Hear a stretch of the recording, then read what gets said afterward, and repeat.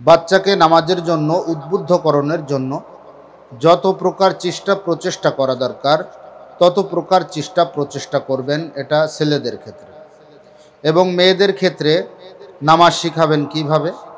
মেয়েদের ক্ষেত্রে আপনারা যখন বাড়িতে নামাজ পড়বেন, মা বোনেরা বা ছোট বাচ্চা এখনও মসজিদে যাওয়ার মতন বয়স হয়নি, বরঞ্চ তাকে যদি মসজিদে পাঠানো হয় তাহলে মসজিদে গিয়ে সে মসজিদকে নাপাক করে ফেলবে, এমন আশঙ্কা যদি থাকে তাহলে ওই বাচ্চাকে মসজিদে পাঠানোর দরকার নেই।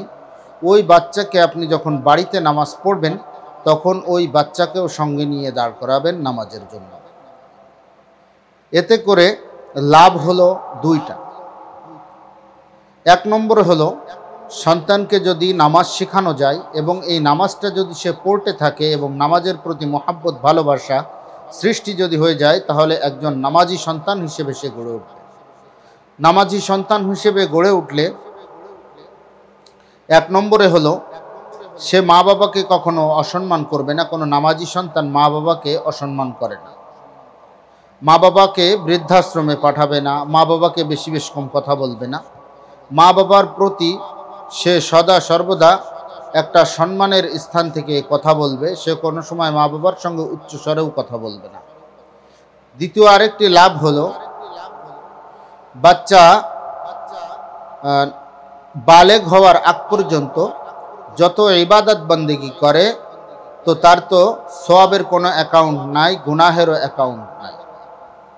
তো গুনাহ যেটা করে এটার ক্ষেত্রে আল্লাহ তাআলা ছাড় দিয়েছেন যে গুনাহ যা করে, যদি গুনাহ করে ফেলে, যেমন টিভি দেখা, গান শোনা, নাচ করা, বিভিন্ন প্রকার গুনাহ আছে, এই সমস্ত গুনাহ যদি করে বালেগ হওয়ার আগ পর্যন্ত তাহলে কিন্তু তার অ্যাকাউন্টে জমা হয় না এবং মা বাবার অ্যাকাউন্টেও যায় না।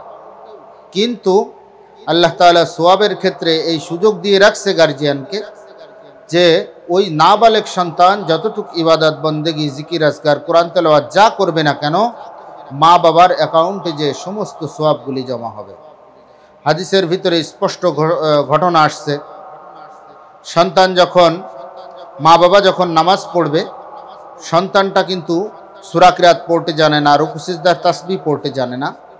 তো মা বাবা যখন সূরা কিরাত পড়বে, রুকু সিজদার তাসবিহ পড়বে, তো সন্তানটাও কিন্তু কিছু পারুক আর না পারুক মনে মনে ঠোঁট নাড়াবে, এভাবে ঠোঁট নাড়াবে। ঠোঁট নাড়াইলে আল্লাহ তাআলা সব কিছু জ্ঞাত আছেন, সব কিছু জানেন। তারপরেও ফেরেশতাদেরকে জিজ্ঞাসা করবে, আমার ফেরেশতা ওই ছোট্ট বাচ্চা কি পড়ে? তো আল্লাহ তাআলাকে ফেরেশতারা উত্তর দিবে, আল্লাহু আ'লাম, আল্লাহ তাআলাই ভালো জানেন।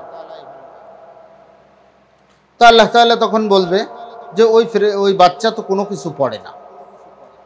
তো ফেরেশতাকে আবার জিজ্ঞেস করবে, ও ফেরেশতা মা বাবা কি পড়ে? বলে যে আল্লাহ, মা বাবা তো সূরা কিরাত পড়ে, রুকু সিজদার তাসবিহ পড়ে, নামাজের যে তাসবিহ তেলাওয়াত যা কিছু আছে সবগুলো পালন করে। আল্লাহ তাআলা সঙ্গে সঙ্গে ঘোষণা করে দিবেন যে দেখো, ওই মা বাবা যেহেতু বলতেছে আলহামদুলিল্লাহি রাব্বিল আলামিন আর রহমানির রহিম, সমস্ত প্রশংসা জগতের প্রতিপালকের জন্য যিনি দয়ালু ও দয়াবান, এরকম যে শব্দগুলো আছে এই শব্দগুলো যখন ব্যক্ত করবে, ফেরেশতাদেরকে আল্লাহ তাআলা বলবে, আমার ফেরেশতা, নামাজের ভিতরে যদি কেউ কোরআন তেলাওয়াত করে, এমনি কোরআন তেলাওয়াত করলে তো 10 নেকি, নামাজের ভিতরে কোরআন তেলাওয়াত করলে তো অনেক অনেক গুণ বেশি নেকি, এমনকি 700 গুণ পর্যন্তও বাড়তে পারে। তো আল্লাহ তাআলা ডাক দিয়ে ফেরেশতাদেরকে বলবে যে ওই মা বাবা তো এই তেলাওয়াত করে, ওই মা বাবাকে এই পরিমাণ সওয়াব দাও। সাথে সাথে ওই সন্তান যে কোনো কিছু পড়ে না, শুধু মুখটা নাড়িয়ে যাচ্ছে মা বাবার সঙ্গে, ওই ধরো যে সন্তানটাও এই তেলাওয়াত করছে, সন্তানকেও ওই পরিমাণ সওয়াব দাও এবং সেটা মা বাবার অ্যাকাউন্টে জমা করো। তো মা বাবার এক নম্বর লাভ হইল, সন্তান মানুষের মতন মানুষ হবে। সন্তানকে শুধু শিক্ষিত বানিয়ে লাভ নেই, মানুষের মতন মানুষ হওয়ার দরকার।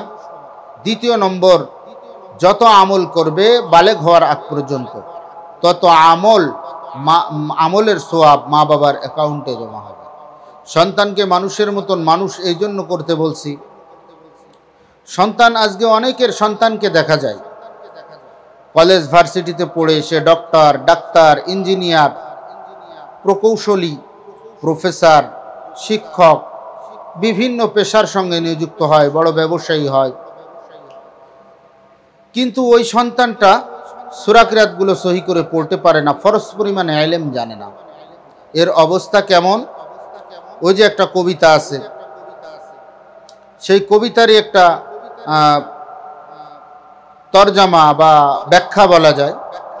এক সাহেব এক মূর্খ মাঝির নৌকাতে উঠছে, মাঝি নৌকাতে উঠে খুব ভাব নিয়ে পায়ের উপর পা তুলে দিয়ে মাঝিকে জিজ্ঞাসা করতেছে যে, মাঝি, তুমি ডাক্তারি জানো কিনা,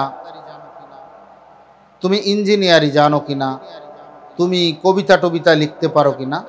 তিনবার তিনটা প্রশ্ন করছে। মাঝি বলছে, দেখেন সাহেব, আমি মাঝির বেটা মাঝি, আমার বাবাও নৌকা চালায়, তো আমার দাদাও নৌকা চালায়, তো আমিও নৌকা চালাই, এটা দিয়ে আমাদের জীবিকার ব্যবস্থা হয়। আমি ওসব লেখাপড়া টড়া জানি না, আমার কোনো জ্ঞান বুদ্ধি শিক্ষাগত কোনো যোগ্যতা আমার নেই। তো মাঝিকে তিনবার সাহেব জিজ্ঞাসা করছে, তিনবারে বলছে, এবার তোমার 4 আনা জীবন মিশে হয়ে গেল, তারপরে তোমার আরও 4 আনা, মোট 8 আনা মিশে হয়ে গেল, তারপর আরও 4 আনা, তোমার 12 আনা জীবন মিশে হয়ে গেল। মাঝির এখন 12 আনা মিশে হয়ে আর মাত্র 4 আনা জীবন বাকি রয়েছে 16 আনা থেকে।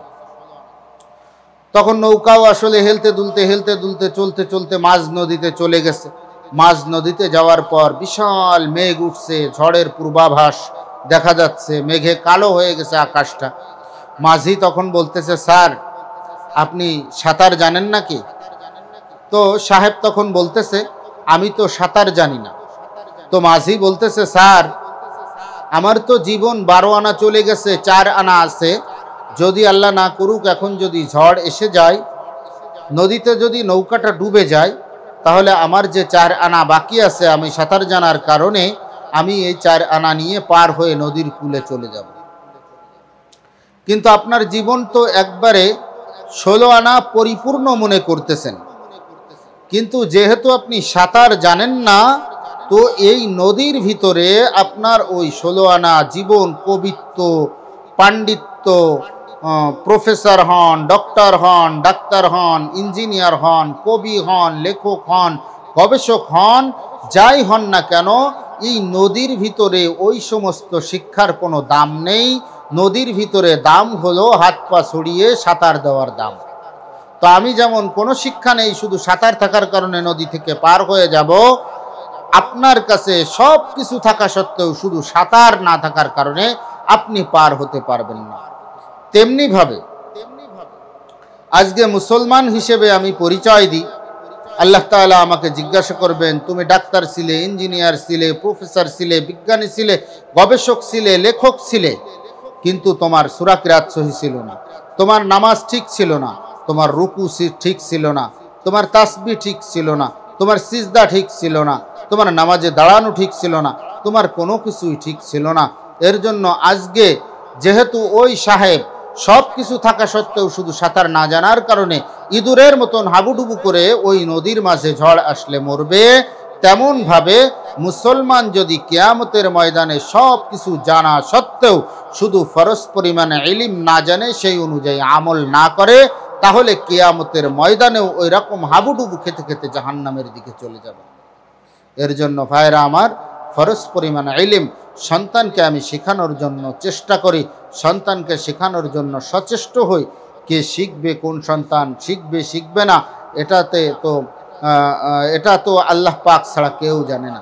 আর একটা লাভ হলো, যদি নামাজি সন্তান তৈরি করে আমি রেখে যেতে পারি, তাহলে আমার মৃত্যুবরণ করার পর আমি সব থেকে বড় সদকায়ে জারিয়া দুনিয়ার বুকে যে আমার নেক সন্তানকে রেখে গেলাম, এই নেক সন্তান কমপক্ষে সপ্তাহে একবার হলেও আমার কবরের কাছে গিয়ে কবরটা জিয়ারাত করবে।